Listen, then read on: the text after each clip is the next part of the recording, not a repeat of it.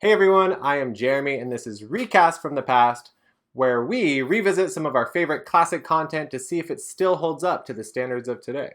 Degrassi: The Next Generation is remembered fondly in all of our hearts for being a progressive teen TV show that gave us an honest depiction of what teens really go through. But did it really? And what about the iterations that came before?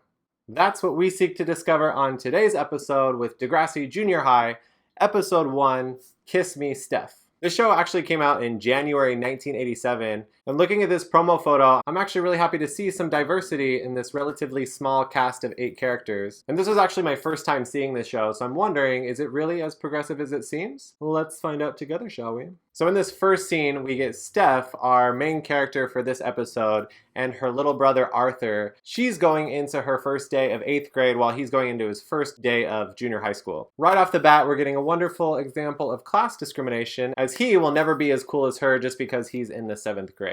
I actually remember this going into middle school. I remember being so scared of being bullied by the 8th graders. I constantly heard about new 7th graders getting canned and bullied, and I was so worried that this was going to happen to me because I definitely was a little effeminate 7th grade boy. But I guess it's a great introduction to the real world where people are discriminated against all the time for things that they cannot control. So she's basically telling her brother that now they're in school together that he is not allowed to associate with her at all because she is a grade higher than him and she is a lot cooler than him. Then we get Degrassi Junior High's version of their theme song. Wake up in the morning, feeling shiny and leafy, I gotta go to school. I like it. It's very 80s, but a lot less inspiring, I'd say too. So then we get the students entering Degrassi, and is that little baby Spike I see? Followed by Joey wearing his signature fedora. So I don't know what's going on with Steph's fashion here. She is covered in so much fabric. So in the bathroom, she meets up with her best friend Vula, and she gives her a present, which is this cute bracelet. In the beginning, I was like, oh, that's gonna be the teen issue. It's about stealing, because they kind of made this present seem like a big deal, like they're gonna continue to talk about it throughout the episode. But then, I've ordered him not to talk to me. It's a good thing you've got different last names. she removes all those layers of clothing, and we see that she's wearing a little skimpy outfit underneath, and I'm like, okay, that's the issue that we're talking about. Which you might remember if you've seen Degrassi: The Next Generation, so it seems like they're recycling storylines, but that's okay. And yeah, I definitely appreciate this look more than whatever she was wearing earlier. I mean, it's a little bit revealing, but she seems happy with it, and that is all that matters. She's basically like, new year, new look, new Steph, which I get it. She talks about being super embarrassed of her brother with Vula. And then we see her little brother Arthur wandering through the halls trying to find his first class because apparently the piece of paper they sent him that had his schedule with all the classrooms on it, he lost immediately. So I kind of see Steph's point. He's asking baby Joey Jeremiah for help. And so it seems like Joey's going to be the nice guy and show him around and take him to his first class. But he's being a little bit too nice, so I suspect foul play.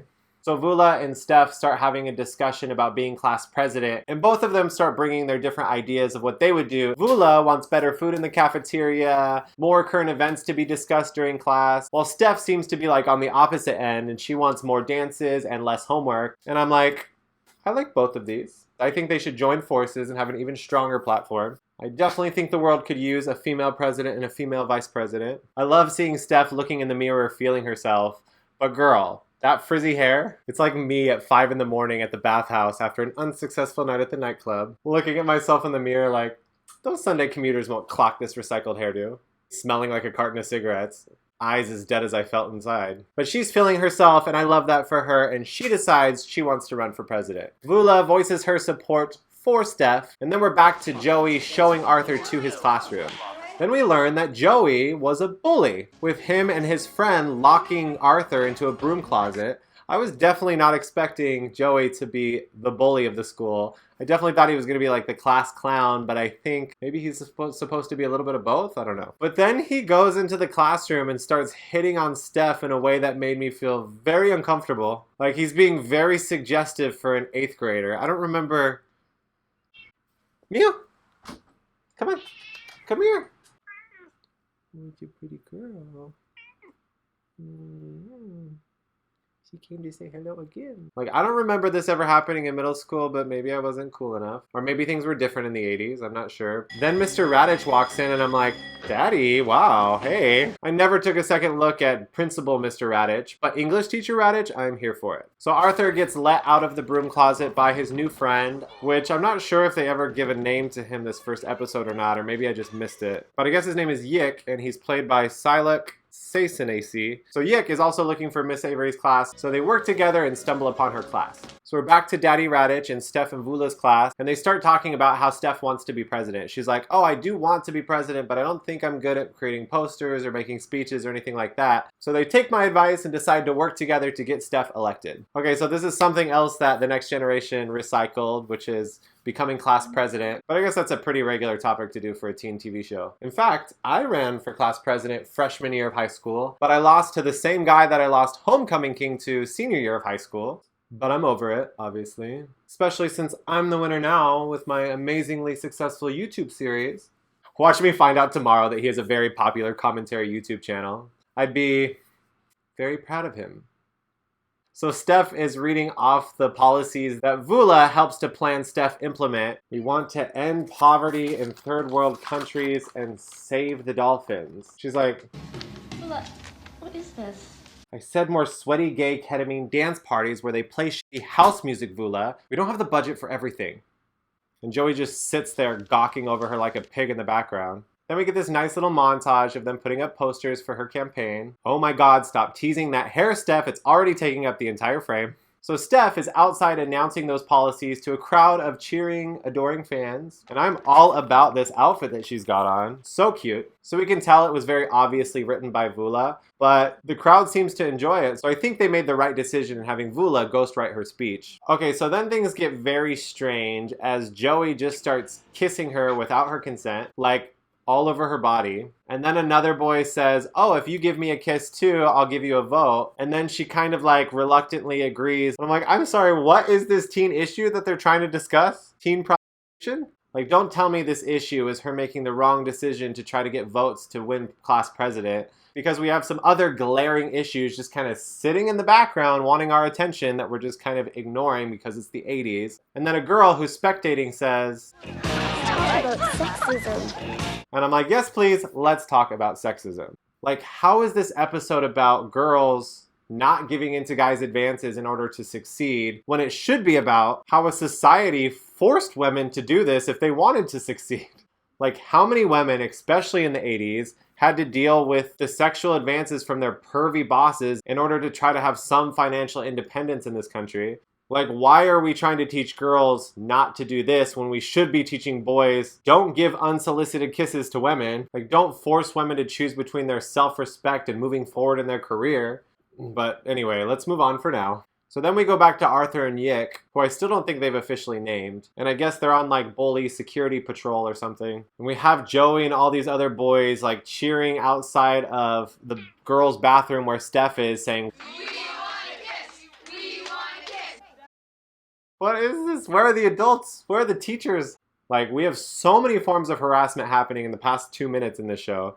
So Steph and Vula are kind of having an argument in the girls' bathroom because, of course, Vula doesn't agree with Steph selling kisses for votes. And Steph is just kind of like, well, it's working. When Steph gets out of the bathroom, she announces the policies that she was interested in implementing. Less homework, gay ketamine dance parties, rock music on the PA. She also suggests having co-ed swimming classes. And then the boys start getting super vulgar and hitting on her hardcore, like verbally harassing her, telling her to take off her clothes. It's insanity. This is the issue the episode should be about. Like, maybe the episode should be about Joey Jeremiah learning not to demean a fellow student when she decides she wants to dress the way that she wants to dress. Anyway, Steph crosses the line when she shows support to Joey instead of Vula in front of the whole crowd.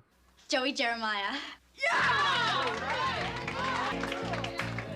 Then we get a voting montage and back to Daddy Radich where over the intercom they announce the winner, which of course is Steph. So of course she is very excited, but almost immediately becomes disinterested when she starts learning about her actual presidential responsibilities when she meets Susie, her vice president, who tells her she has to go to council meetings, and then some other lady who tells her that she has to make a speech for the PTA meeting in the following week. And she's like, oh my gosh, what did I sign up for? So then we're back to Arthur getting bullied hardcore by Joey, but this time Steph actually sees it and attempts to stick up for him, and we get this little exchange. Oh, for heaven's sake, leave Arthur alone. Like, if there was anything to sum up the real issue of this episode, it's this right here. So Steph finds Vula in the stairwell and tells her that she needs help with her speech for the PTA meeting next week. Vula confronts her about showing support to Joey instead of her, and Steph says, Oh, that. Sorry, but, you know. You know the lengths a woman has to go through to break that glass ceiling. In fact, the only way she could have become president if she ran as Joey's VP and he died while he was in office. So Vula essentially breaks up with Steph, and it's very reminiscent of an interaction we might see later on in Degrassi The Next Generation. After that, Steph decides to make her way to the bathroom where she takes off all of her makeup, looks into the mirror and says she's going to be the best president that Degrassi has ever had, even if she has to write the speech by herself. And at this point I'm like, what exactly does this character want? Just a second ago, she was ready to step down when she found out all the responsibilities being president entails. I wish they had established more clear motivations for this character. It seemed like she was already popular, so I don't really think that was the end goal. Maybe the idea is becoming what you think society or the patriarchy expects of you, but that definitely could have been made more clear if so. So anyway, she's back in her outfit from before. So overall, I'd call that a net loss and lessons learned this episode. Especially since she defends Joey to her brother about bullying him. He was just joking around. And then the episode ends with her admitting to Arthur that she needs him to help her with her speech. Wait, Arthur! I need you! You do?